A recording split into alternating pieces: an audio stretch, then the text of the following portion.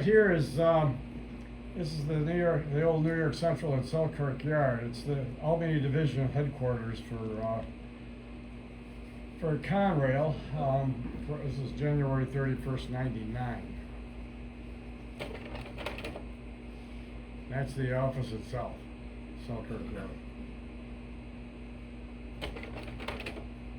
Now this is April 5th. Happens to be 5 days in on Conrail. This Erie Lackawanna is obviously they haven't done anything. You know, only 5 days here, so they haven't done any painting or changing of engines or anything like that. But this is the Lancaster station. I don't even know if that's still around anymore. Still the same time frame. It shows, you know, working on the main line there, doing some switching around. Of course, it was really kind of neat, the new paint scheme that we had on Erie Lackawanna. Now we're going to take a little trip here. This is April 6th. A day later, we're along Broadway in Depew, Conrail 5940. This is the first time I saw a number change, because this GP7 would have been a 1200 series. Now it's got a Conrail number of 5940, only 6 days into the company. Okay, now we're going to swing around here to WK Interlocking in Cheektowaga, New York. This is April 8th, 1976. This train HB 91 with CNJ 3066 plus the 3067 and the 3650 passing EL 2507, which is U25B. Anybody has any questions, you know, speak up. How was it that they did the renumbering schemes? Like, how exactly did that work? Well, I had a system there. I don't know. You know, it's a good question. I don't know if they captured it. Greg, do you know anything about that? No, it was pretty haphazard. Yeah. You fit in everything around the Penn Central numbering. Yeah, that's probably. I would say because Penn Central was the biggest of the, you know, lines that went into it. You had the pigtail and the Central, of course, founding Penn Central. So it would probably reflect that for, you know, absorbing it, so it's probably less hassle. That's good. That's a good synopsis. Yeah, good. Okay, we're along the main line now, track number 2. Let's see. Yeah. All right, this is April 29th to 76 now. And number 2 track, Frontier Yard in Buffalo, eastbound van train.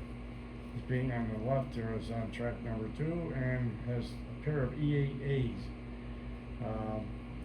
From this time down, you never know what you're going to see out there, which is kind of fun, I think. This is Bison Yard here, and this is May 4th of 76. This is a combination of the Erie Lackawanna and Norfolk and Western Railroads own the Bison Yard. It was originally built in 1963, based on the D.L.W. Railroad, the main yard that they had here. But Nickel Plate had money into this thing, and that's why the N&W picked up after that. So anyway, you can see pool power coming in off the N&W. Southern Pacific, they had a Penn Central for Conrail, and then of course had the Erie Lackawanna Bicentennial. And yeah, I was working around there as a hostler, and the crew went to lunch. I talked to the foreman, which, you know, I've known for a long time, and I said, hey, would you mind if I go out there when the guys are on their break? I'd like to set up some photographs. So I ran around and made this up.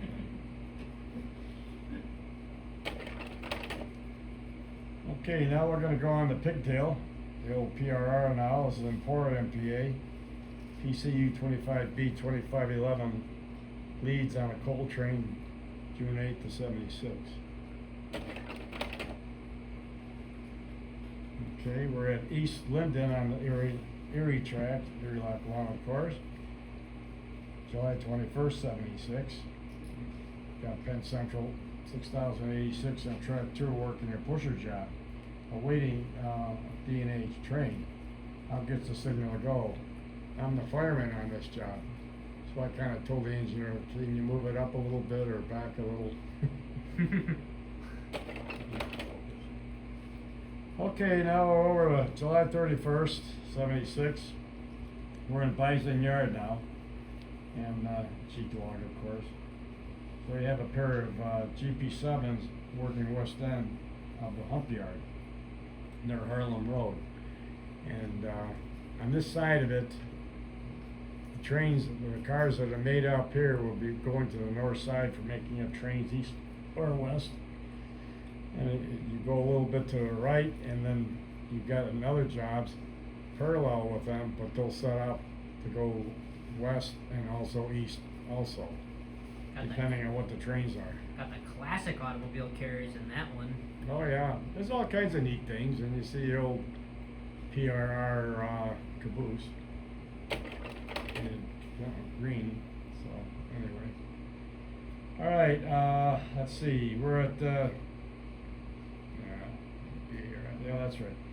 October 2nd, 76. We're at Conrail and East ND interlocking in Alden, New York. Conrail 2371. Bango and the Rooster of 80. You never know what you're going to come on there because you had pool power and that, and then the Conrail 2640. This is on the Griggsville turn train on the control siding.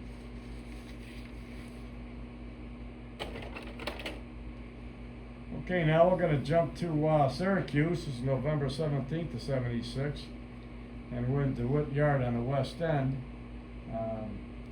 This train VNF 7 heads west with PC 6009 and C&J 3064. And a good friend of mine was at the throttle, was engineer Charlie Erler at the throttle. He's a New York Central man, real nice guy and a heck of a rail fan.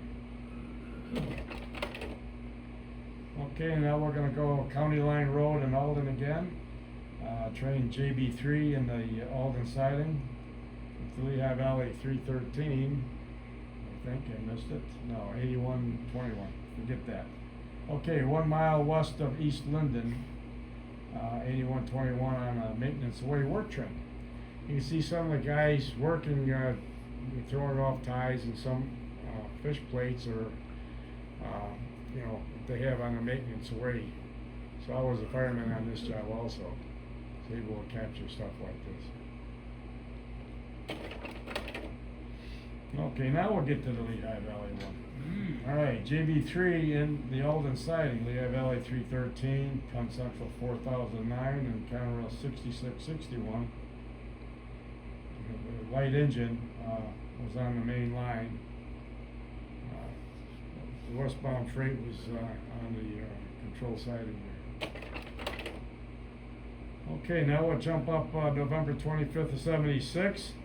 We're at the Black Rock Yard, the old D&W Railroad, Black Rock, New York. East of the yard, Erie Lackawanna 1200. That's the class leader. That GP7, the 12,000 and the 12,001 were the only two that had the barrel headlights. But in this case, they have the 1207 and a then Bison Yard run. You can see the traffic obviously coming from Canada and all that stuff. Just on the other side of the yard office there, the CN had trackage rights to bring cars in and trade with us, and vice versa. Okay, now we'll go back out to Alden, New York on Sandridge Road, December 14th, 76. This is train EGV 25 with the 3636 and Penn Central 2647 and PC 4000 on control siding. This was the last, the area at one time was double tracked all the way. But then he went down to centralized traffic control and all that stuff, and you were in and out of sidings and all that. Well, this is the last siding that you can come westbound, and then it went to single track until it got into Bison Yard at WK and all that stuff. So This is where you'd have to lay sometimes if they couldn't accept you, the dispatchers or the yard, with the yard master's permission to bring it in. Okay, let's see. Okay, January 11th, 77. We're at Silver Springs, New York. This is the Erie Lackawanna, and original Erie, of course. Penn Central 7967 and the 1748, which is an F7A, is at the station. This is a Hornell Extra. I was the fireman on this job, and what we were doing was they call us the track opener. So all our job was just to go down from Buffalo to Hornell after a snowstorm and clean the right of way.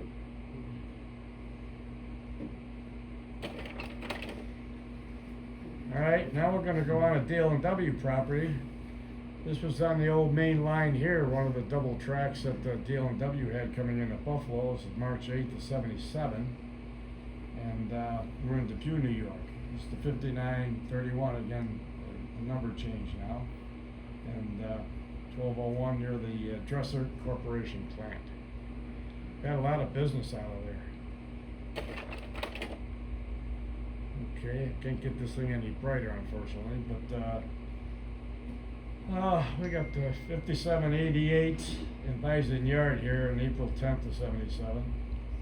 And it's 5788 switching out underneath the Harlem Road Bridge. The building you see is the caboose track, and this is, you can see the caboose, or caboose, whoever you want to say, either coming off the Erie Lackawanna or N&W, or even a Wabash coming out of Canada. They'd be serviced down here, and that's Harlem Road. Okay, now we're down in Attica again, and this is May 28th of 77.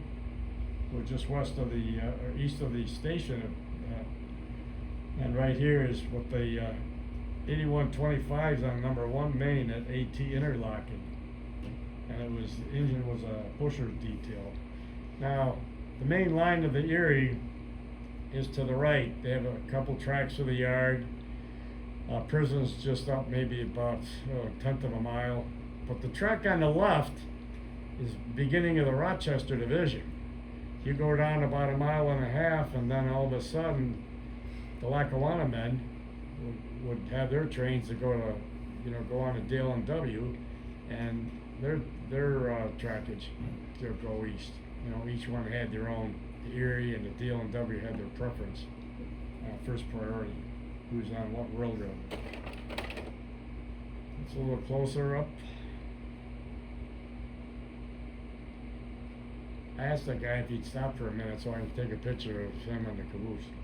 The shadow that kind of makes the face of the engine look grumpy. Yeah, well, what are you gonna do? Not everybody was really excited with Conrail. I wish it was back to where it was. Okay, now we're going to be coming back here. Let's see. This is May 27th, 99, and Conrail 451, the little switcher we had, and that worked out of Kenmore Yard. And we're at the Continental Can Company in North Tonawanda, ready to switch out the cars. All we do is the conductor would go in there and see what they wanted done. Let them know what we had. Okay, let's see. I'm gonna take a little shot down here. This is February 20th, 1978, and this is an Alto Tower in Altoona, Pennsylvania, on the old PRR. Of course, it was PRR, Penn Central, and then Conrail also. Pair of pusher units in front of Alto Tower. They're heading, towards the yard down there, descending from Glitzen Tunnel. Okay, now we're going to jump back March 4th of 78. We're back on the Erie Lackawanna. This is in Pendleton, New York. Have a Penn Central unit, but it is the Lockport local. Was outlawed on the way back to North Tonawanda. So I thought that'd be kinda neat. We went out there and captured that, photograph before we got on and took it in. What crossing is that, What is that?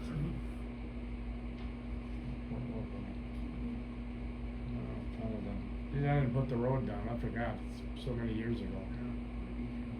But I might, research that thing, I had to visualize it, but there used to be, you see that platform on the right, it used to be where we could put two or three boxcars in towards that siding when it was double track. And, that was an unloading for local businesses there. So you might be able to see, usually they're 50-foot boxcars, but occasionally, 40-foot boxcars, but most of the time that's what they were, for 40 and 50 once in a while. Hope it'll be like that way again. one Yeah, day. yeah, once upon a time, right? Okay, March 6, 78. We're back on the Erie again. It's kind of 18 Mile Creek in Water Valley, New York. This is 5949 GP7 heading toward on the Buffalo and Southwestern Way Freight west over the creek. March 6 to 78. And we're still on the Buffalo and Southwestern. This is North Collins, New York. It's engine 5949 on train L1246. Number 1 and 2 tracks are there.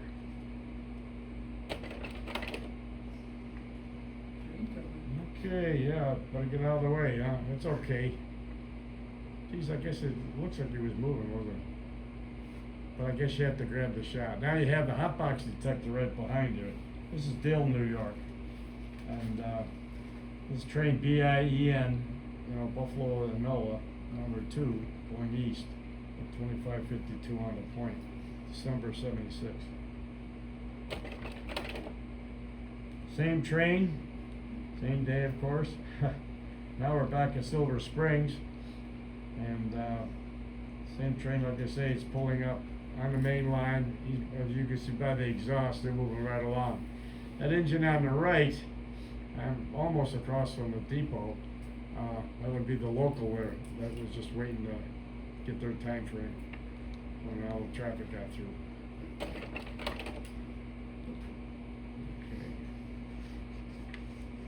All right, July 14th, and this is Rock Glen, New York.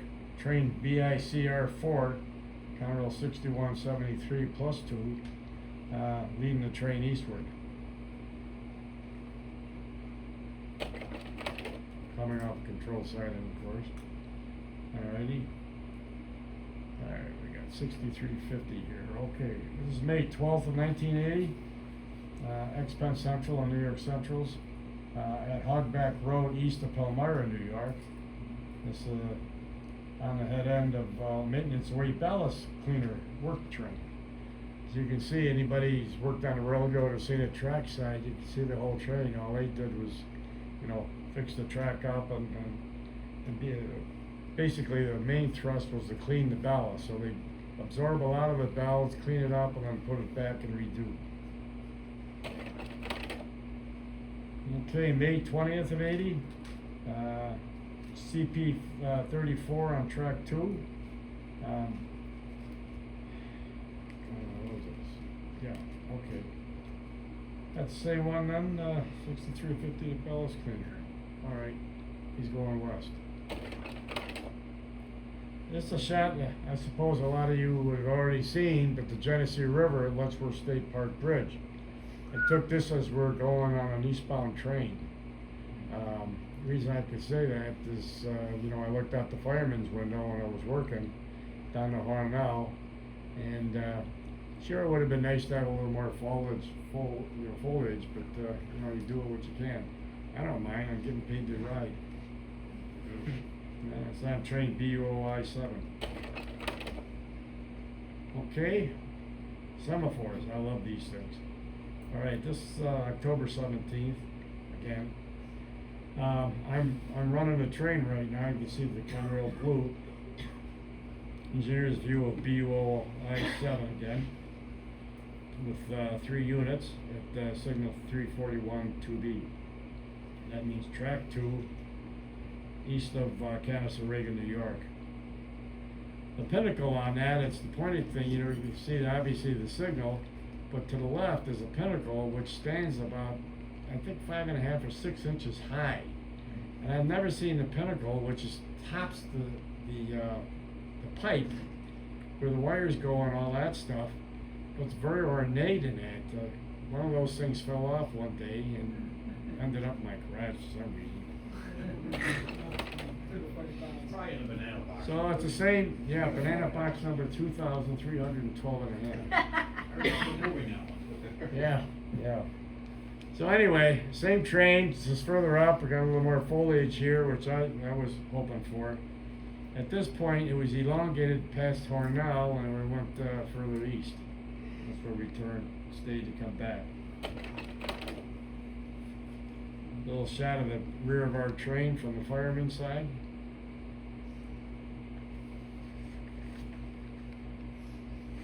Devin, wait a minute. You Yeah. said you were the engineer on this. No, I was the fireman. Oh, I thought you But I was the fireman, but back then, you had the fireman work half the day, half the division, and then you traded with the engineer. You go back and forth. I just like you're just walking around the train like you're supposed to be running it. No. You always had at this time, it's always an engineer and conductor plus the head brakeman. So there's always somebody there. And, no, we don't do that game where everybody goes and plays ping pong in the second unit or something where we're going 50 miles an hour. At least I hope not. Maybe eat lunch or have a drink. Put a long rope off the whistle cord. What's that? Put a long rope to the whistle cord, you'll be all right. Yeah. But you can see how the foliage is set in at this time, just same day. Okay, now I'm gonna up here, let's see, Niagara branch, I've gotta get relocated here. What engine number is this, 65, what, 81? Yeah, alright, March 10th of 89, we're at CP 320, Seneca River, New York. Conrail 6581's on a dimension train, hauling a transformer, which is right behind the engine, plus army tanks. I thought that was kind of neat. Again, I'm on a eastbound train as a fire boy. It wasn't my turn to work at this point. You say that's interesting. That makes two of us. So that's the rear of the high and wide train that we used to call on the Erie Lackawanna. Sweet. Okay, now we're going to go north on a Niagara branch. And this is September 19th of 89. And it's Niagara Falls, New York, or just east of, excuse me. It's train OCS, which is the Office Car Special on Conrail, number 301, with 2 E8s, the 4020 and 22. So I got that. It came up on Niagara branch, went into the yard, turned around, and then headed back east. But instead of going back to Buffalo, it went up on the Lockport branch. That's the same train there, a little further back. That's the old Lehigh Valley property right there on the New York Central, or the Erie Lackawanna side, actually, from a bridge. And but they had their offices up there when it was still independent before Conrail. They still managed to come to New York State and Melbourne, or Niagara Falls. There's a train going, like I said, going on the Lockport branch, and Niagara branch to the right. The one in the foreground is the Erie Lackawanna Niagara branch, which crossed over the CP point just east of here. You can see a signal maintainer's truck down there, and he's walking up by the switch, right by the last car. Okay, now we're going to take a little trip down here, September 19th. As soon as I get there. Alright. This is July 29th. Let's try that one. Keating Summit, Pennsylvania, on the pigtail. Well, we used to nickname the Pennsylvania Railroad guys. This is Circus Train, CIR 10. Circus Train, which is a straight show. You might be able to remember when they had the trains coming here to Hamburg. They'd come up from the Pennsylvania, and maybe you'll pick up the cars. as far as the paint scheme for the street shows. Let's see if there are more shots. I was up on there just north of Keating Summit, and I started taking pictures on top of this, and that's what we're going to cover until it gets to Buffalo. Okay. All right, so here we are here on, let's see, North Eldwood, PA, and still a circus train, obviously the same day, and headed northbound to Buffalo. Well, they cut it down from the pusher units getting off, and then they ran the two that was designated when they left the yard, wherever they originally went from on the Pennsy. Coming into Buffalo now, the same train, Babcock Street in Buffalo, 5652 and 5622 on the circus train. Obviously, it's still a date. And again, this is the original Pennsylvania Railroad, and it's just before it gets onto the Buffalo Trip. And there it is. Of course, like I say, it would be traveling to Hamburg, and this is where it was, just down the street from where we are right now. If you're looking east, there's a train coming up. You got to cross over the drawbridges and go south on the Buffalo and Southwestern line.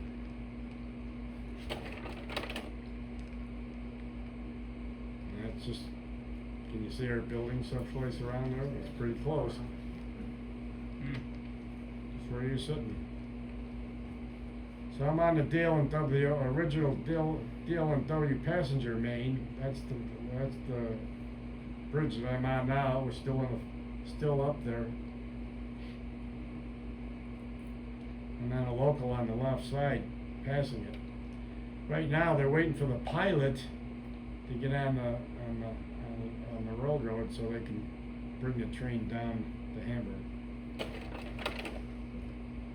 Now we're going to jump away, and we're going to, let's see, we're going to end up where? It's late December 77. We're at near the west side of Selkirk Yard. Eastbound freight past a derailment site on the main line. As you can see, plenty of ties and rail and all kinds of stuff that was caused by a derailment. You can see some of the cars, they're still trying to re-rail some of them. Some of the 3 tank cars were hazardous duty. But I love the paint scheme on this model here. Just kind of sharper than the original Conrail ones they had.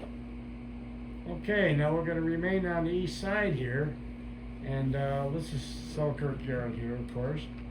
And the regional building on the left side, which we saw the second slide. And got a train coming in from the west. These are the big tanks down there full of, diesel fuel. Main part of the hump yard is to my right. You can see that where the engine track is on the upper right over the tri-levels. That's where there's a lead to get in there, but we'll cover that a little bit later. Here's the extreme south end. Now this is on the river line. The original WNYRHS in Buffalo, which originally was built by the Pennsylvania Railroad. Maybe not the yard, but that was a competition that the Pennsy did, because a lot of people don't realize the WNYRHS in Buffalo was built by the Pennsylvania Railroad. And when that was completed, then New York Central started building a line alongside Pennsylvania's main line through Pennsylvania. Well, all of a sudden, they had to have a little meeting of the presidents and all the big trees there to say, well, wait a minute, let's stop this. Pennsylvania, we'll give you the railroad there, stop building the railroad to compete with ours. So they've got Pennsylvania, we've got New York, they meet further to the west from the states. Okay, back at Alto Tower, and we're outside. Let's see, outside here, yeah, trackside view looking north. I had a chance to go inside the tower. I never was quiet. I always went in there with my hands folded and asked permission to get inside, and they as soon as they started work on the railroad, then come on in. Most of the time that was a ticket to get in, if you explain that.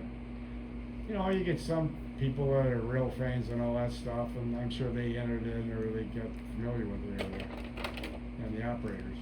This is what it looks like in Alto Tower, the interlocking machine that they had down there. Mr. Lund, I'm sure you've worked many of these, have you? I never worked Alto. No, not Alto, but you worked many of these kind of, It's a union switch and signal machine. yeah. And it controls essentially all through Altoona. It doesn't control Alto interlocking itself, Yeah. but it controls Works, Homer, and Antis, which is right. So you can see the various tracks coming in and out. I mean, some were going to the roundhouse and all that stuff, but this is what the operator was in charge of working on that. It's another aspect he had. That's the board for slope interlocking. And that was what, up on the north end, right? That would be, and it's on the, would be the west of Alto. Yeah, right.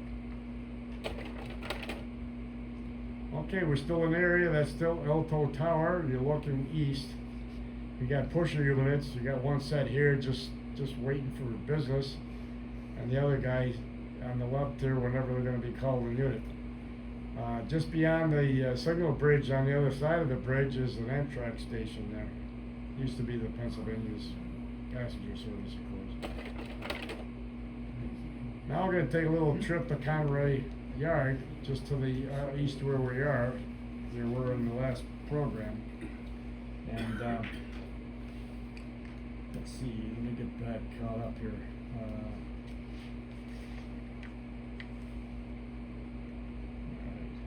All right. Like I said, this is kind of where you're in Altoona, and it's their safety board. And this is what you had greeted. And they had one other board up there. Isn't that pretty? How'd you like that in the back of your yard? I would actually. Isn't that neat? I get it focused. Yeah, okay. But this is Juniata Locomotive Shop, but they took great pride in rebuilding locomotives and doing what the Pennsylvania Railroad did at one time. And of course, Conrail's not going to change that when they have it all ready. A good bit of it's almost like halfway through between the East Coast and Chicago, former Pennsylvania here. But I know I didn't get that horn off it.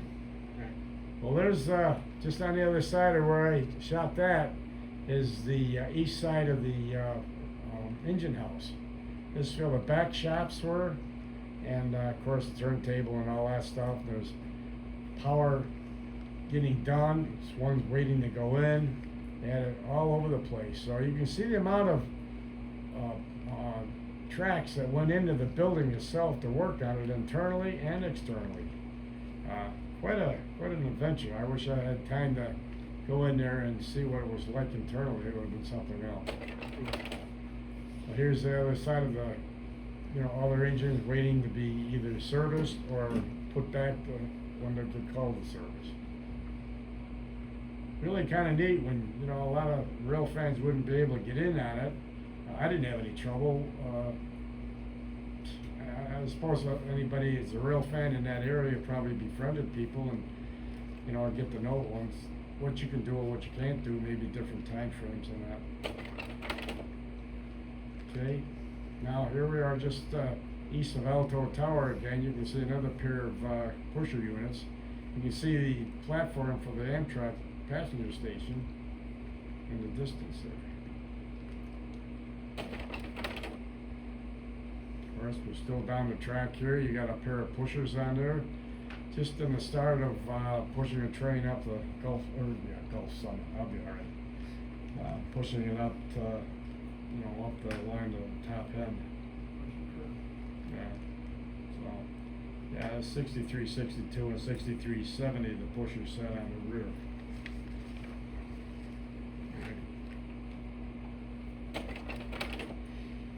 now I'm up, following up on the Horseshoe Curve. Of course, like I said, it's all Pennsylvania Railroad. I can't remember now if it was still, there used to be 4 tracks around here. And there's a coal train going up, of course, with just two of the 6-packs. You're doggone right there're gonna better be some pushers by. This is what it's like. You see in the upper left, it's very hard to visualize with this lighting, but you can see where the ballast is just up on the top of the second unit. You could drive in there, and you might say I had keys to the city at a Pennsylvania lot, so I could open it up and drive in there. That's where I parked when waiting for trains to come by up on the Horseshoe Curve. This is when the curve still had the steam engine before the diesel found. You can see the little dark mark. What is it? Better about right there. That was a steamer there. Of course, it was Pennsy. How long ago was it that the steamer was switched to a diesel? No, boy, that's a good question. Anybody have an idea? Couple decades. Lady. Oh, it's been a while, yeah. And they put a, what is it, GP7 on? Yeah. I think.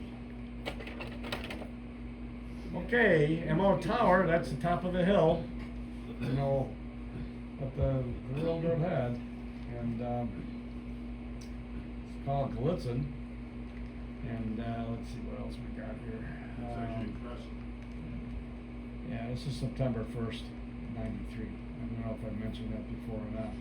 But MO Tower, it's on the west side of the tunnels. On the top of the mountain is right away. A lot of people didn't know that the operator managed 5 tracks at this point, working with the train dispatcher. That's the inside of the tower. Why not go in that one too, right? I always like to talk to people in that and see what it's like and all that. Not just the outside of the train going by the tower. I like to talk to the people that are running the railroad and get their perspectives. Maybe ask them some questions and that.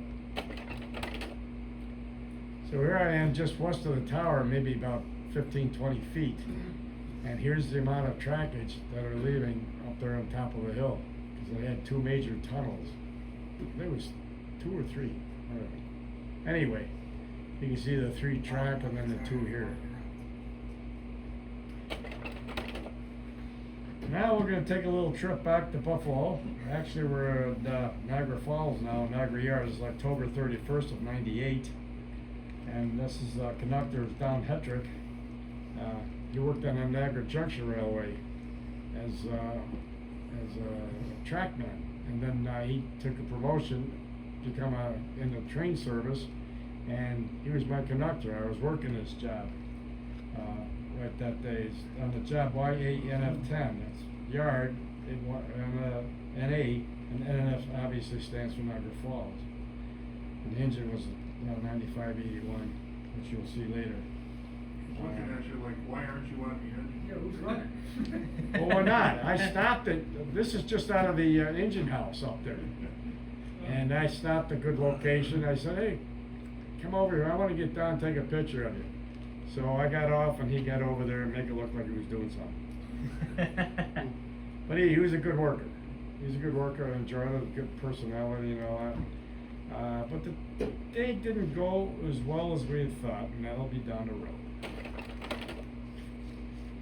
Now we take this load of cars. Now we took that engine, and these are all empties.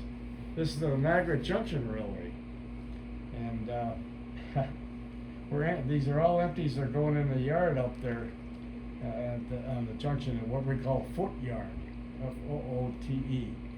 That was on the north end of the electric railroad. And like I say, this is a funny thing that we had an engineer trainee when I was working on that job. He had to get qualified, right? So he said different hours and days that he's been up here working and all that thing. I said, you feel confident in running? And he says, yeah. Okay, good. Get in the seat. You're going to take the train. I'm going to go take pictures. So I'm on a bridge just on the south end of the yard, And he did a great job. I mean, I watched him for a while to make sure that I didn't make a mistake on my decision. So he's in there. You can see the train way the heck down on there. He's setting another side. He put as much in as he could. He's dealing with a second block to go in on the track next to him.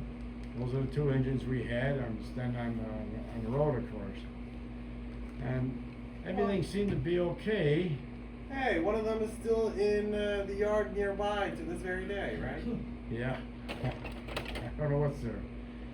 So there they are. They're pushing the rest of the cars down here, and then they're going to cut away. But if you want to look all the way, you see where there's two tank cars in the distance? Well, we're going to give you a closer up. Whoops. Oh. I guess he didn't stop fast enough. And of course, I didn't know that. I'm on the bridge taking pictures. You know, this is where I'm supposed to be when this happens, right? So anyway, the conductor, my friend there, Donnie, got the wrong amount of car lengths. He thought he did it enough, but he's one car too far. So it hit a bumper, right off it went. Whoops. So one of that, and of course, then I left my car there, and I got on the engine and took it back. Just one more shot there, putting it in. Let's see. Yeah, okay. Okay, now we're gonna take another side trip here. So let's see. We're in Alliance, Ohio right now, December 12th of '98, and we got E&Ds with a, pulling an empty hopper train past the Amtrak station there.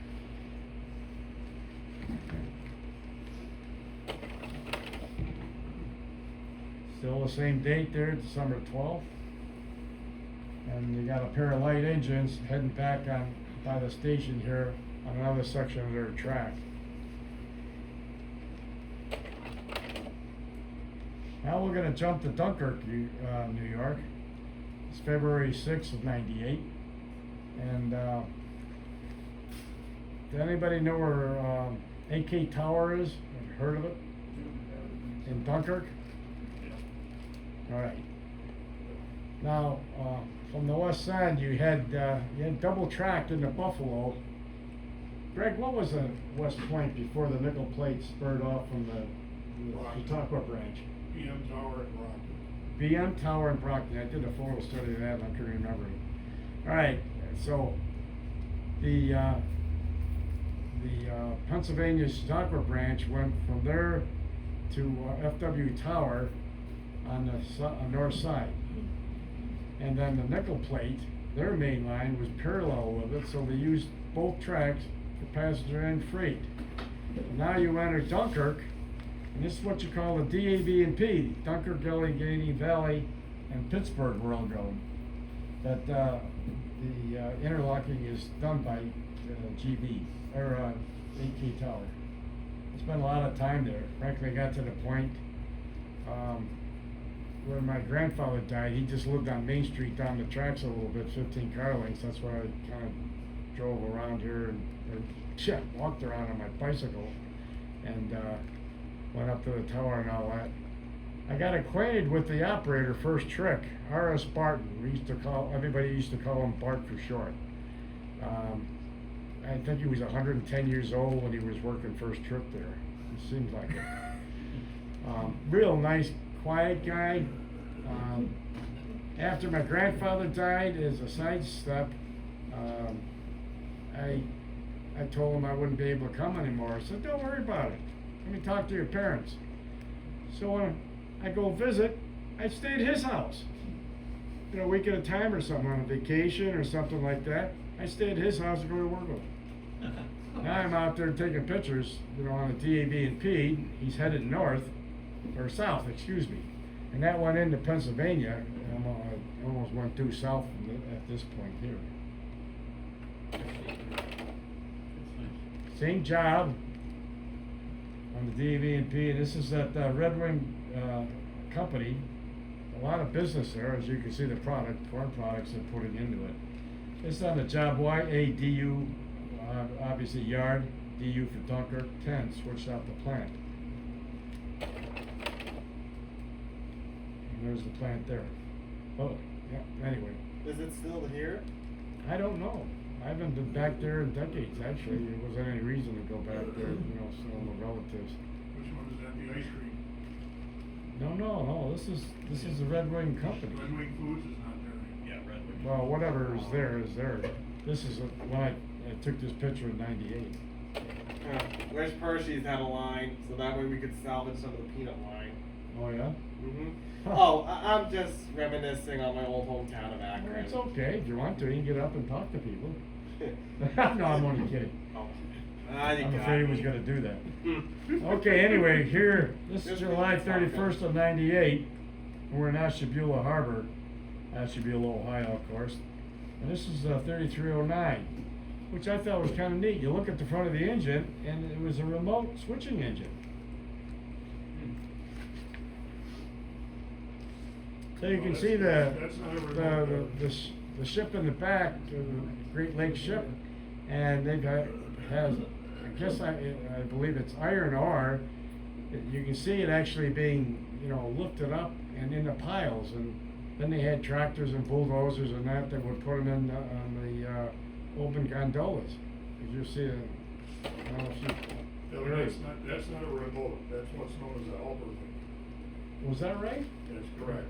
Helper link allows you to, when you were in helper service pushing trains, Ah. that you didn't have to hook up air hoses. Oh, neat. See, you learn something We were every able day. to do a brake test in that. It was actually pretty neat. It actually looked at the cup lever for you too. Ah. Wow. All it was just a toggle. All right. We used to use it on the Buffalo line. All right, thanks, Greg.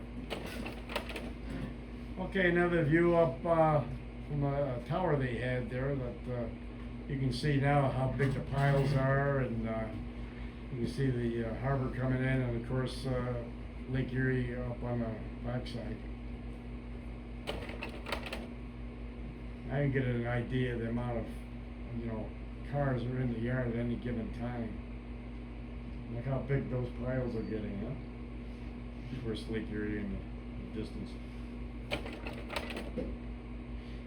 And of course, one of the big payloaders that would put coal into them.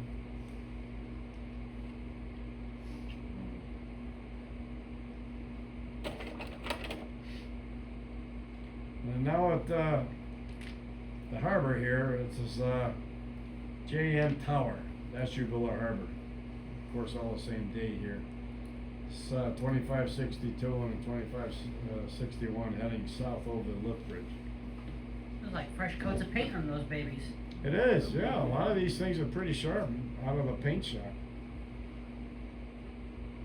There we go. When did they come out with the Q-cab paint out, Devin? What's that? When did the Q-cab come out on Conrail quality? That's a good question. Greg, do you have an answer to that one? No, it was in the mid-90s. Mid-90s, was it? That was neat. Another slogan they put on there, which I thought was kind of neat. It's not the original, but looks pretty sharp to me. And the second unit has one too, if you notice it. Yeah. Okay. Let's see where we are now. All right, now this is April 16th of '98 near Oak Harbor, Ohio. You got the BNSF 9762 and the BN 9654. This is a coal train that came out of the west, obviously from the Burlington Northern. They would come out here and bring it down to a power plant on the railroad down below. Now we jump in, go a little further south from where we were before. At Stanley Yard, Dearborn Division, obviously. And so I'm on the north end of the yard right now, and then I decided, my buddy and I was traveling with, came down and we photographed it as we went south. I thought this was kind of a neat sign.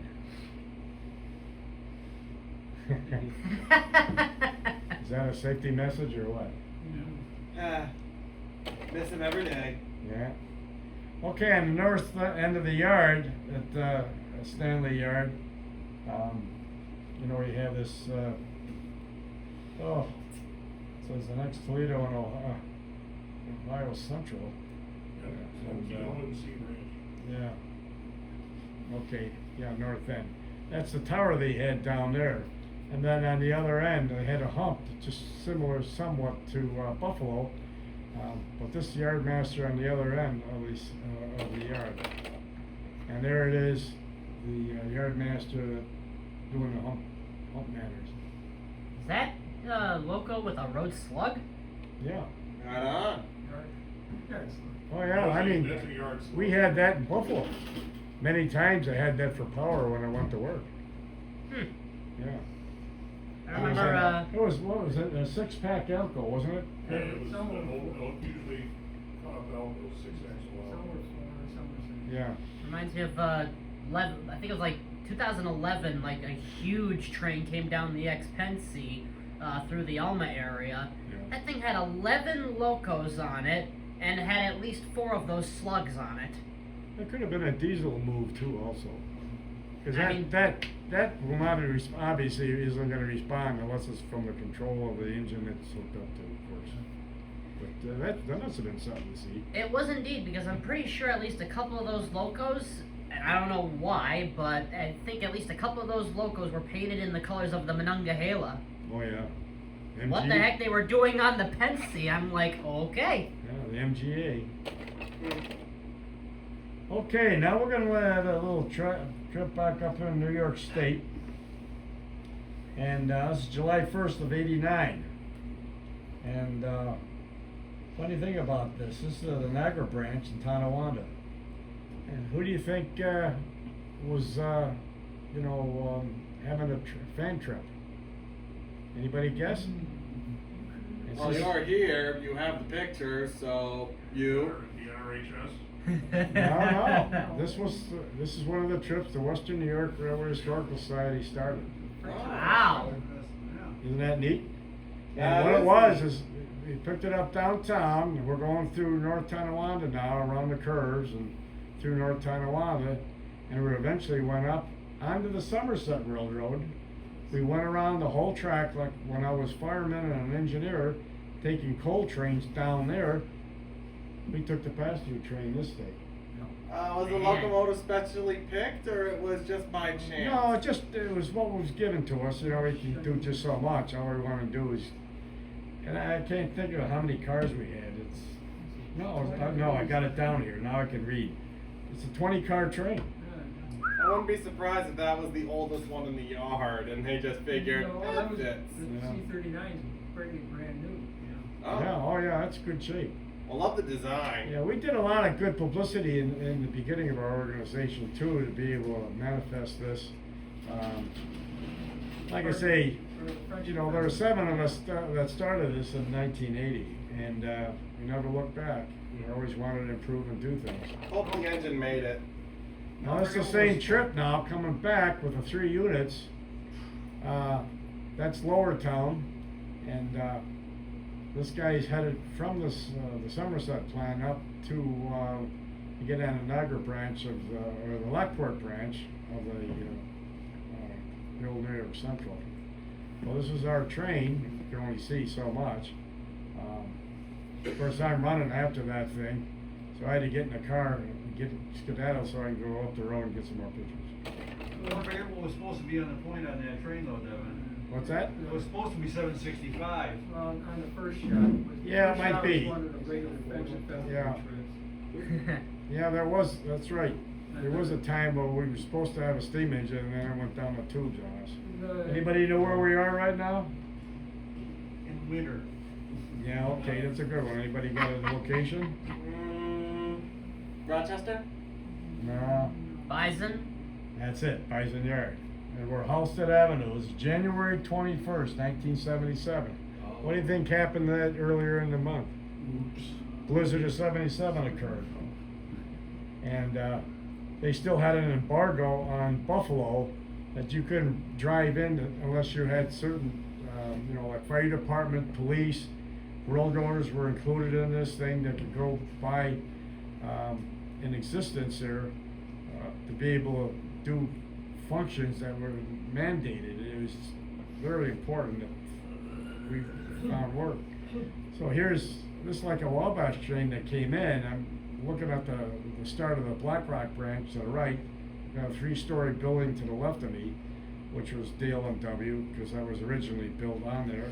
And then you had the tracks that went down to the Erie and that, and the mainline passengers of the Lackawanna. But this is all up there. They couldn't do anything about it. Everything was frozen. This one day I was working. I had the heater on high, and yes, that is snow and that inside the cab, but it was trying. Wow. Now, same situation here. That's the building I described a couple slides ago, the 3 DLWs, and you see the big lights there for the yard and Bison Yard. So, get a little taste.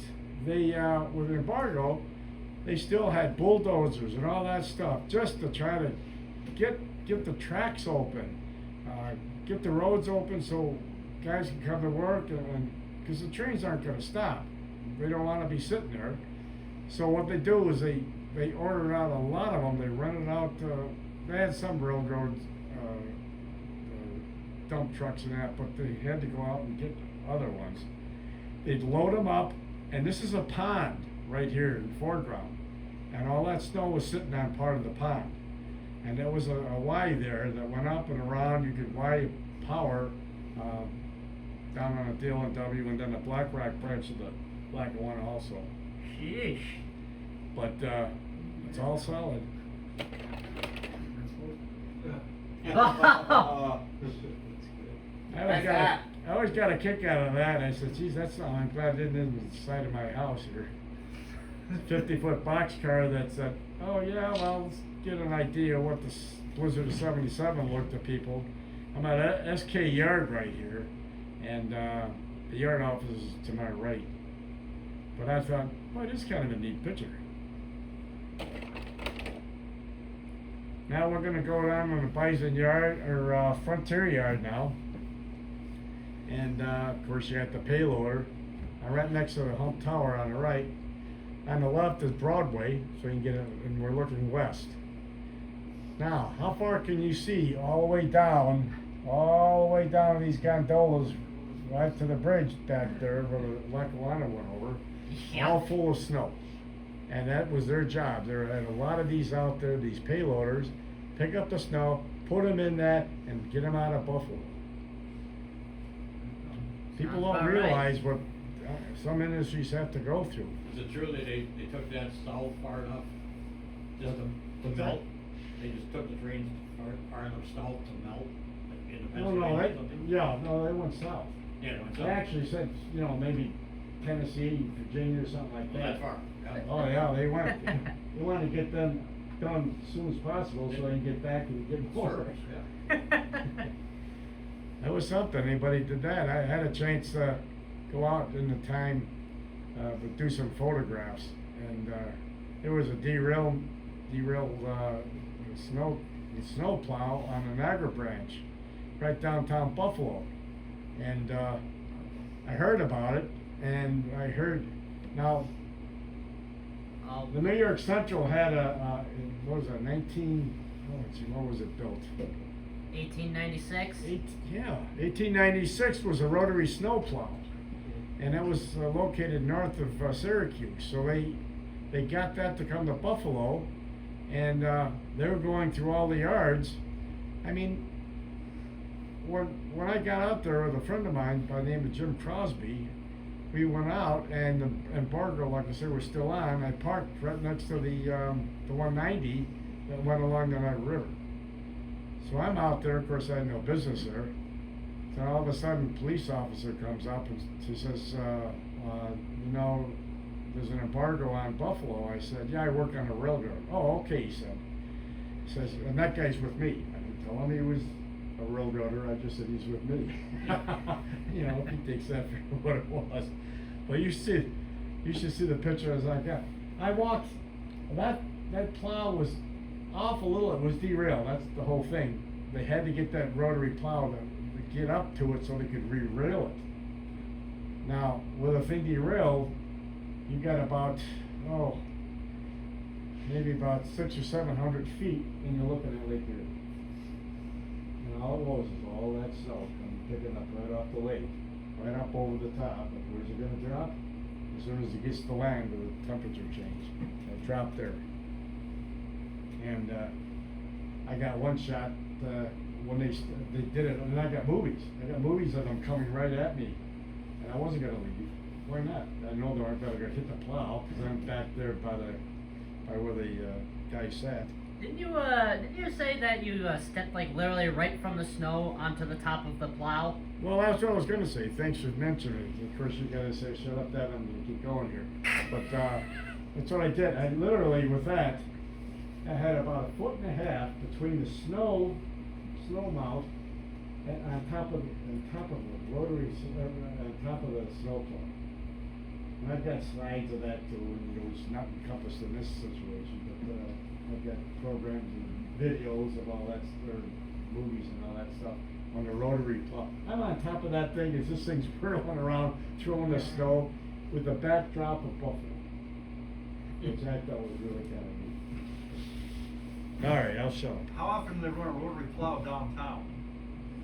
Well, you know, they had double track there too, and Amtrak was involved, so they wanted to open that up for passenger service, you know, when the embargo was lifted. So they wanted to get all this stuff. That's why they brought it down from the North Country. Oh, it's true.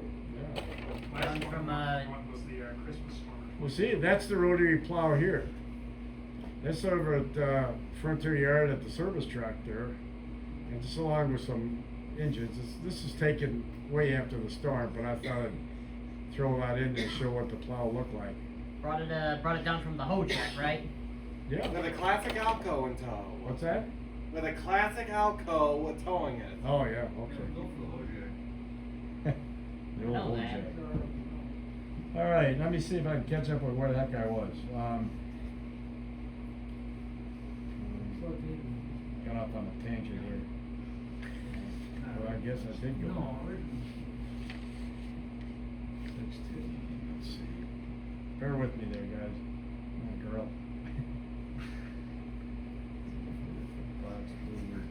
He's calling you out, Renee. Yeah, okay. I'm beyond this now. All right, preloader to the plan. We're on the main line now. Broadway. Oh yeah, okay. Here we are now on slide 96. This is June 14th of '85. CP 433 along Broadway in Buffalo. 4022 and 4020 were the E8s with 5 cars on a train. They called the Conrail Special 774, headed east on number 2 Main. I'm right alongside a freight train right there. You see the control box. Okay, same location, just a little further back on this thing, and this is on September 19th of '89. You know, 5 years later. And we're at the Amtrak station, like I say, in Depew, and this is train INSE with Conrail 6854, 6857, eastbound on number 1 Main, passing the Conrail inspection train. Is this when It's there was parked. like no platform awning there? No, well, yeah, There was a platform. there was a platform there. You can see the station on the left. See it? Oh, I see the station. Yeah, okay. So I'm back there. Now you gotta remember now, the reason the train's there is at one time, the offices for Conrail were located in the old Twin Fair store, which is immediately to my right here where I'm standing. So I got a shot up there before he got through rechange. And you can see the tiered seats. I had the privilege a couple times when I was working in Operation Lifesaver out of Buffalo and that. I was on the board of trustees for the Operation Lifesaver in Albany for the state. And I did that for a number of years. And so you get to know people and go on trips like this and that kind of thing, you know, as a, you know, and union representative. So you can see the tiered seats. I don't know if anybody's ever seen these before, but the tiered and all that. Of course, you gotta have some juice to be able to have these seats, to sit in these seats, I tell you. So anyway, they're having a meeting at this point. Okay, now we're gonna go take a little trip there. The guy wants to shake his hand, but anyway, let me get to it. Okay. Okay, it's January 30th, 1998 now. And, let's see, we're at the Big Four. Cleveland, Cincinnati, Chicago, and St. Louis Railroad, and the New York Central. This is what you call Berea Tower in Berea, Ohio. They called it BE. This is the tower. The operator was Howard W. Emmerich on the right. The guy standing with the wolf on his back. And this is the last day of operation. I heard about it, so a buddy and I went travel from Buffalo down to here just to see the last day's operation before they closed the tower down. Man. So here the two of them are in Korea. Like I say, January 30th, 98. The operator was Mark Bedwarn. That's the board there, what they had.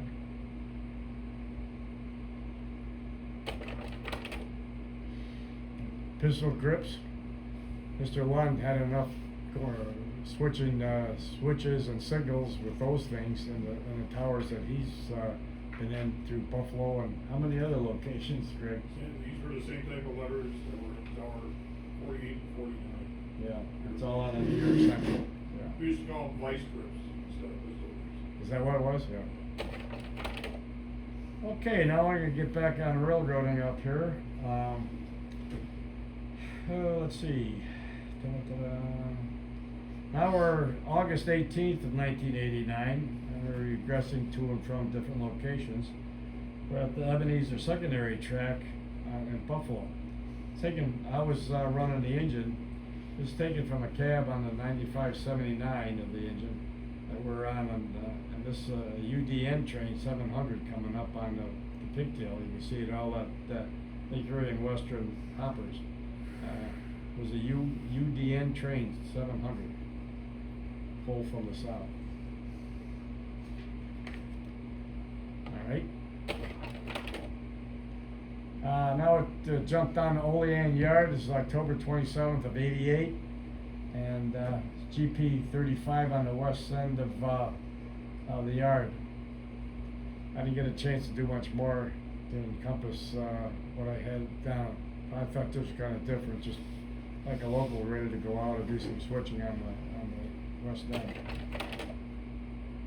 Okay, now we're going to go to CP 382 in Churchville, New York, on the New York Central Main.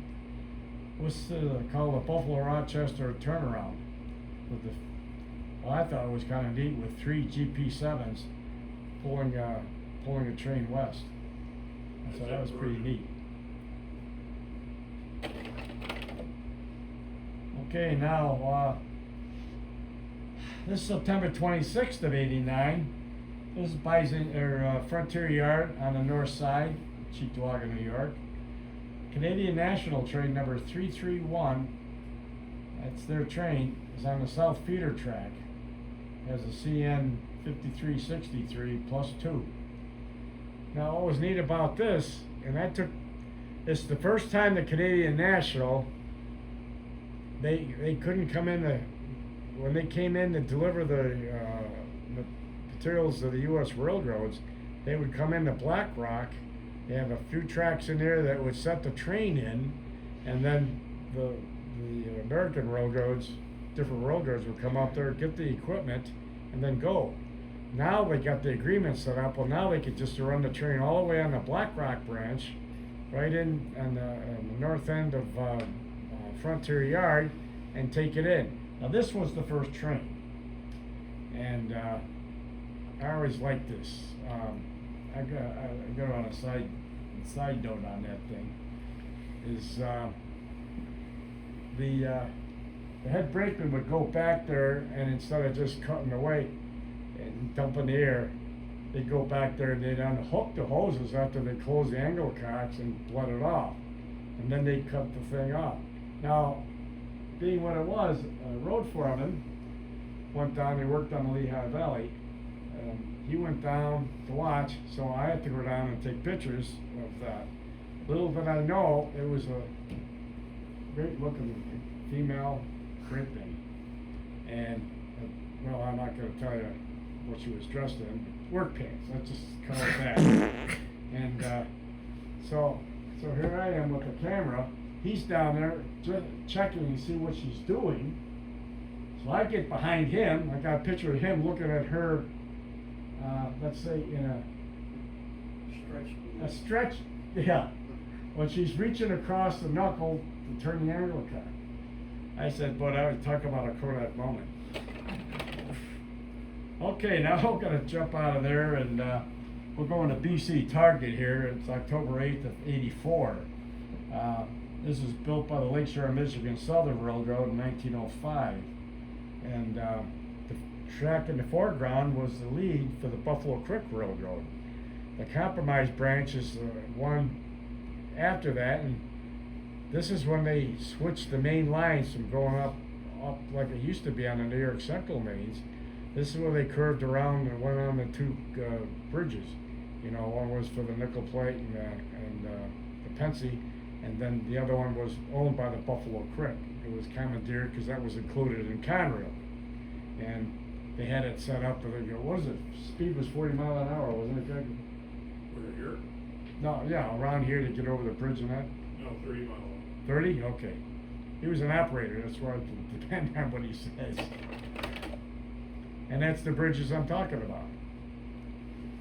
All right, so the pigtail and the nickel plate is the one on the left. That hasn't been used for so many years. And then you have the Buffalo Creek double track. You have a tower on the other side, on the right side of the bridge, of mainline trains east and west are coming and going right through this lift bridge. And it was still open to the Buffalo Canal, so if they needed freight service, you know, they would have to jump around with trains running or the boats. Now look to the left side of the engine, you see Central Terminal, if it gives you a little idea of perspective of where you are. Yeah.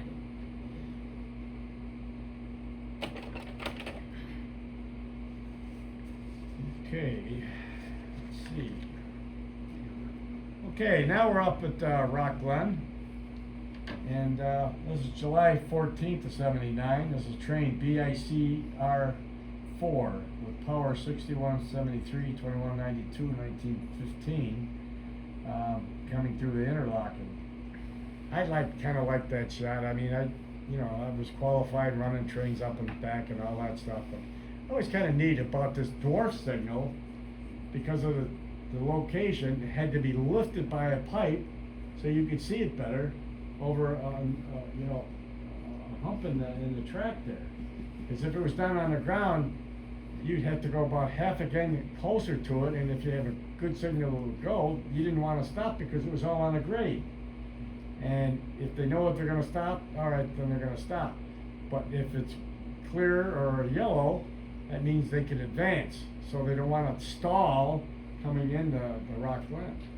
You probably would have taken that dwarf signal home with you if you had the chance, wouldn't you? No. And now if they retired it and have to be laying across the tracks, I'd protect it. Okay, now we're on the EL, like I said before. And this is train, it's July 14th of 1979, sorry about that. December 22 of '78. And we're east of Dixon's Crossing and Attica Hill. And we had single track going down into Attica, going east.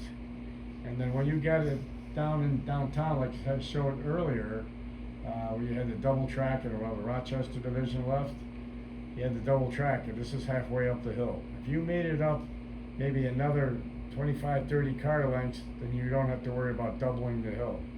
They kept the double track in there for that purpose. Anybody that stalled or something like that, or traffic flow. They weren't dummies when they were cutting back. I mean, they still had to do something that wouldn't paralyze the railroad, especially in a grade that was high. Okay, now we're gonna jump around here and down on January 23rd of 78. This is the old Buffalo and Southwestern Division again. Conrail 5950, 5928. Behind, and they're out there at GB Block Station. That's behind me, and anyway, they're going down to clear the track so they can get the local out. Well, the local happens to be tied onto the plow, so they're plowing to open up so they can go and do their work. I thought that was kind of neat up there at GB, and like I said, I spent a lot of time there too. I mean, kill two birds with one stone in that one. Yeah. Now, this is Black Rock, like I explained before. The property you're on was Canadian National, which was originally the Grand Trunk. And then you had those white signs. That was a bridge that went underneath it. And you can see the Erie Lackawanna car there. That was all Delaware, Lackawanna, and Western.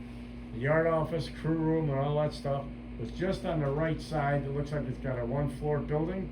Well, that's where we were. And, you know, to get into it, there was a parking lot down where that road is that goes underneath.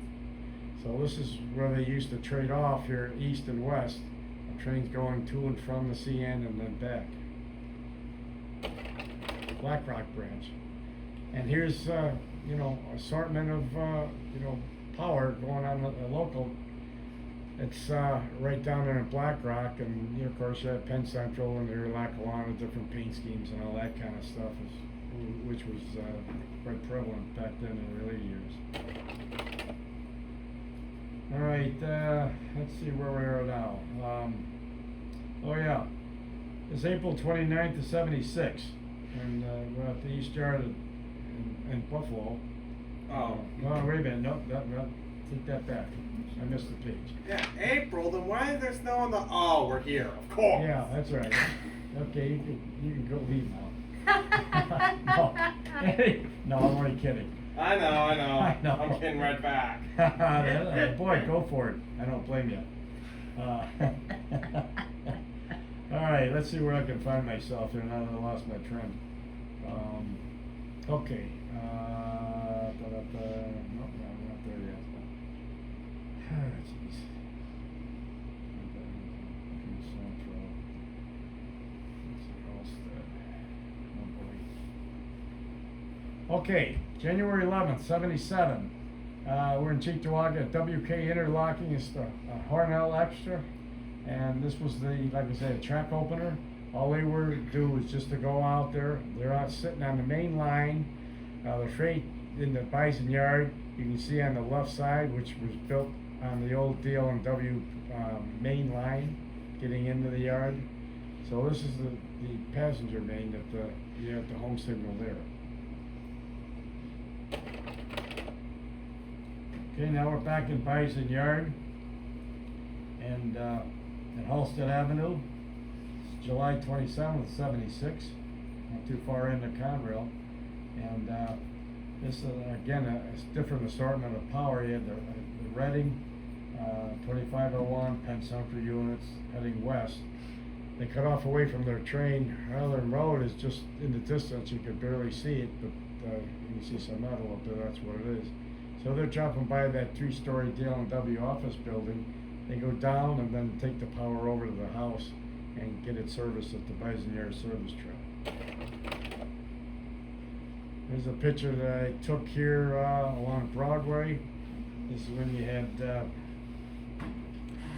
let's see, oh yeah, it was July 25th, 1984. And we're at Frontier Yard. It's beneath the Harlem Road Bridge and alongside Broadway, which is just on the left side of the signal box right there. Have the 6322 plus 2 on an eastbound tank train. And as you can see, that's on track 1 there. The one I'm staying close to is track number 2 main. Now, you can see the hump units like you saw from a distance before in pull-down service.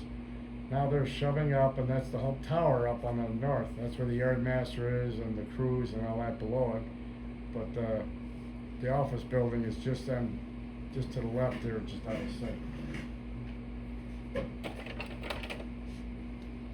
Okay, we're still in Depew, and we got the 2552. This is December 22nd of '78. At WK interlocking again, Conrail BIEN 2, eastbound with this order of 4 units. In the distance on the right was a Dale and W main line double track. The one on the left was the passenger main at one time for the Erie. So to get from the Lackawanna yard, they had to build a track over to get onto the Erie. Like I say, at this time, the Dale and W was only local business going there east, the Transit Road, and a little bit beyond. All right. Let's see where we are now.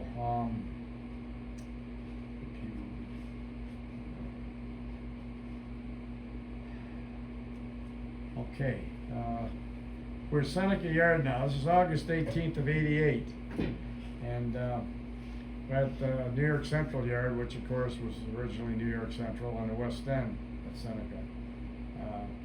This is 9571, just doing work on the west end of the yard, working job YASE 24 on the lead.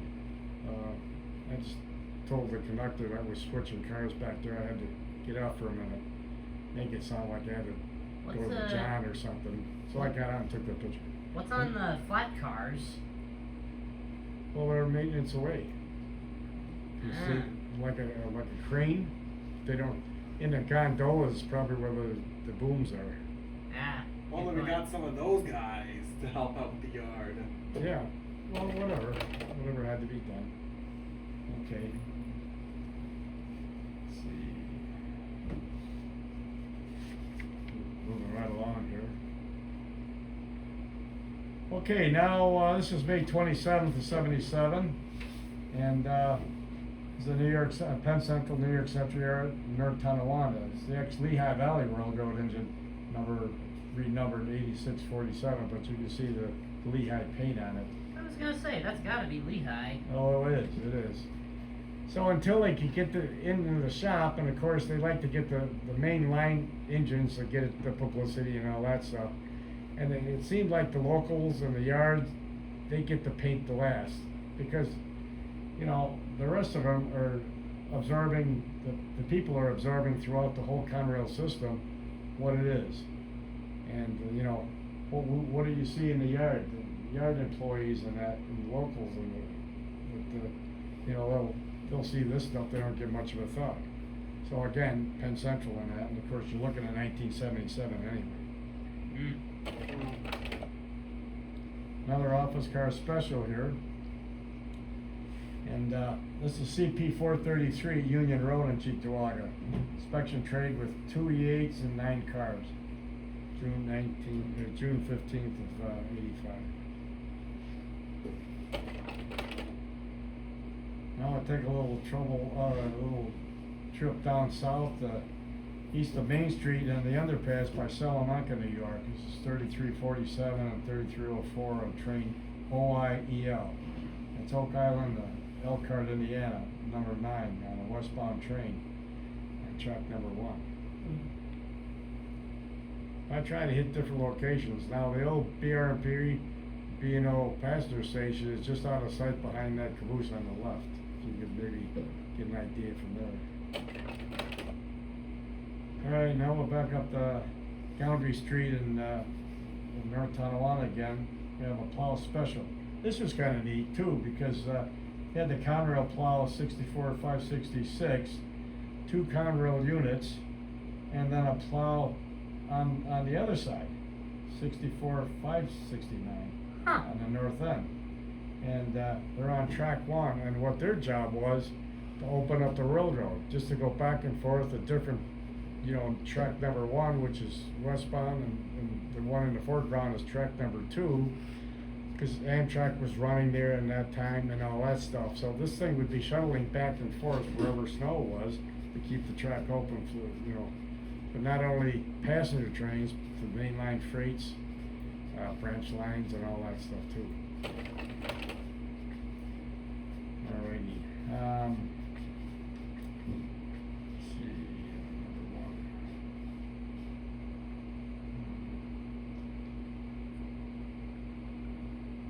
Okay, then we passed, I missed my road here.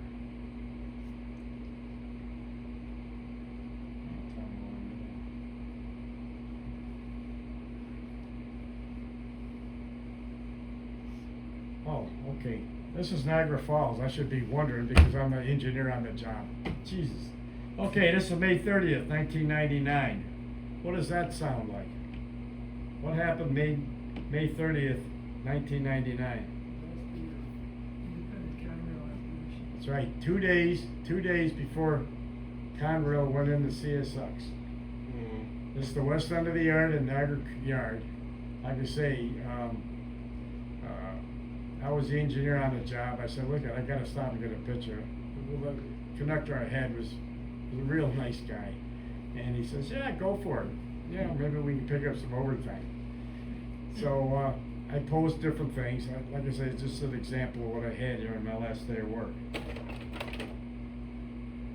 All right, so that's the 30th. Now, here we are now, June 15th, 85, and we're at Cemetery Road. Just to get some other locations here, which is what I want to show. We're in Lancaster. That's the Chicago line, you know, Maine, with a westbound van train, June 85. Just to get some of the locations here before the demise and the entrance of CSX and all that stuff in years to come, but you didn't know. All right, July 16th of 88, we're at milepost 435. We're alongside Broadway and Frontier Yard, and no, we don't either. We have June 8th, 76. Machias. No, that was Lehigh. And I had this down. Bear with me, please. PC.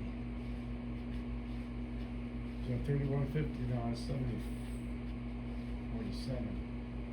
No, anyway.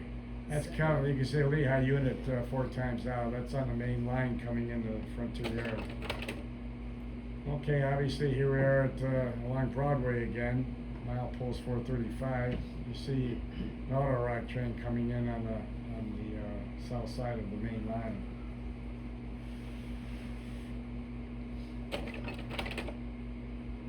Okay, now we'll go on to Pensy, and let's see where we catch this. Let's see, 24. That's the tower. Yeah, this is down in Olean, and they're having a crew change here. You can see the Pennsylvania Railroad crew, you know, signals, position light signals. So they had to end up down there coming out of Buffalo. They parked it down there to get it set aside. I remember with those old Pennsylvania signals, there was one that was down, I think it was near West Blood Road in Elma. That thing, I think, remained operational until it was either 2012 or 2014 that it finally was turned off. And I think it took them like another, I don't know, like 2-3 years before they finally removed it. Oh, is that right? Something Yeah, around could that be. area. I don't Where is it remember. now? All right. Huh? All right, well, listen, to get back No idea. here, was August 1st of 76. This is down at Seneca Yard. Like I say, August 1st, so it's just new in the Conrail. But you can see the array of different power. You know, you had Conrail, Erie Lackawanna, Penn Central, Reading, is that 4th unit there, and another Penn Central unit. But again, that was just the way it was. You know, we'll change over, things get down to one road eventually. 7548, and that's in Frontier Yard on the second loop. July 25th of 84, West End Tower is right out of sight. Now those big the signal bridge was the old DLW Blackrock branch. And, this is the yard right around the west end tower, right here. Power line. Yeah. Yeah, it ran right over the. Okay, now we're gonna take a little trip out to, April 13th of '89. And we're at, CP 359 in Wingport, which is just, east of Rochester. This is train INSE 2 with Conrail 6247 and 6311 holding the main. This is track number 1 was, on the Chicago line was Conrail 6335 and eastbound on track 2, which is train SLSE 0. Okay, now we're back to Buffalo here. Okay, November 9th of '91, and we're at Frontier Yard in Buffalo, of course. It's a loop lead, and he's on along Green Street there by the Lindy plant. Conrail 9540 and the 9567. Main line's on the right, of course. All right, now a trip up to Dunkirk. And again, Red Ring plant right there from another view in Fredonia. That's what's kind of neat. You stay back by AK Towers in Dunkirk. You go across the track, go for maybe, 1,000 feet, and all of a sudden you're in Fredonia, New York, where the Red Ring plant was. And that's the local way of switching that out again. Alrighty, May 25th of '94 now, and milepost 398 at Stafford, New York. I was the engineer on this job, and we were running. Teddy Tour, some people might know here, was my conductor, and it was a brakeman, and then the conductor was Bob Dickinson. This was the engine job was 330, and they had us get behind this train because they stalled on the hill on engine 330. It was train XDI 24 that only had the 6076 on the head end.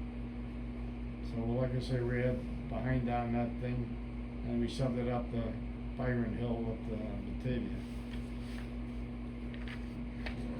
Okay. Hold your breath, we're getting close to the end here. Alright, September 14th of '88, it's Conrail, Silver Springs, New York. We're at train BUOI 4 on the siding. Conrail 6758 plus 2 on an eastbound train.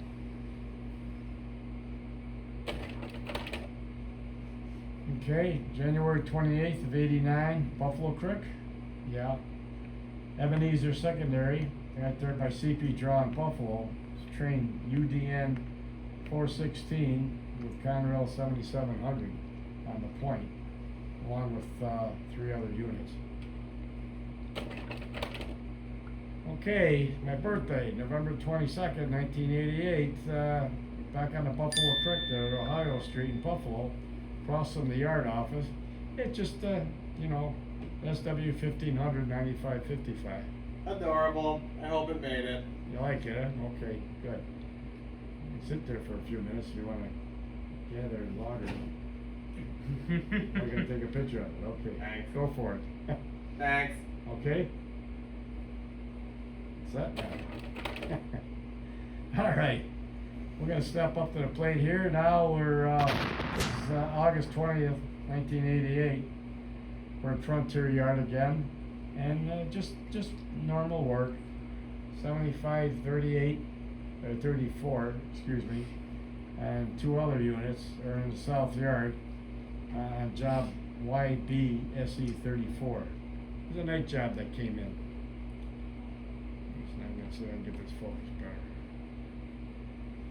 Used to have a projector that automatically did the focus once upon a time. Alright, we're at Wheatfield Street in North Tonawanda. It's Pensacola 4340 and the 1853 on the Conrail relief train with a carbide run. Pennsy '57s.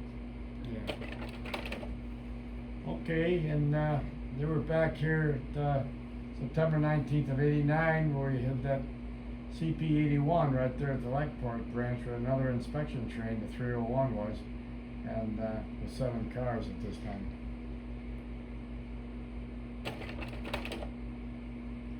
Right on. Hey. All right.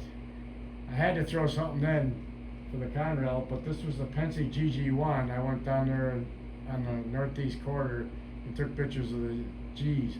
Well, what I was doing some night photography, guess what they had parked for me? This Pennsylvania Railroad rebirth. And that ends my program, people. Thank you. It's my only condition for electrifying the lines. The GG1 comes back. Ready? Properly modernized and taking the toxic stuff out of it, of course.